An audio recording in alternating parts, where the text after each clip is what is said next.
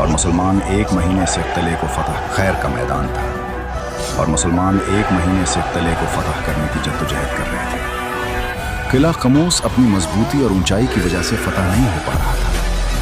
तभी अल्लाह के रसूल सल्लल्लाहु अलैहि वसल्लम ने परचम हज़रत अली के हाथ में थमाया और फतह की बशारत दी। जैसे ही हज़रत अली किले के करीब पहुंचे, खैबर का सबसे बड़ा और खूनखार जंगजू मरहब बाहर निकला। वो लोहे की दोहरी जर्रा पहने हुए था, उसके सर पर फौलादी तोप था और वो अपनी ताकत के नशे में जोर होकर चला रहा था। पूरा खैबर जानता है कि मैं मरहब हूँ, हथियारों से लैस और एक ऐसा बहादुर जंगजू जिसका सामना कोई नहीं कर सकता।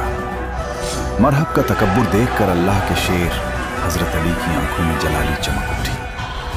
आपने बेखौफ होकर उसे ललकारा और फरमाया, सुन मरहब, मैं वो हूं जिसका नाम मेरी माँ ने हैदर रखा है। मैं जंगल के उस शेर की तरह हूं जिसे देखकर दुश्मन का कलेजा फट जाए। मैं तुझे वैसे ही चीर दूंगा जैसे शेर अपने शिकार को चीर देता है। मरहब ये सुनकर आग भगोला हो गया। उसने बिजली की तेजी से हजरत अली पर अपनी भारी तलवार से हमला किया। वार इतना सख्त था कि हजरत अली ने अपनी ढाल पर उसे रोका तो मरहब की तलवार ढाल को काटती हुई उसमें धंस गई। मरहब अपनी तलवार निकालने की कोशिश कर ही रहा था कि हजरत अली ने अपनी तलवार जुल्फ़िकार बुलंद की। हजरत अली ने नारा हैदरी बुलंद किया और पूरी ताकत से मरहब के सर पर वार किया। जुल्फ़िकार की धार इतनी तेज थी कि उसने मरहब का फौलादी टोप काट दिया, फिर उसके सर से होती हुई उसके जिस्म को 2 हिस्सों में बांट दिया।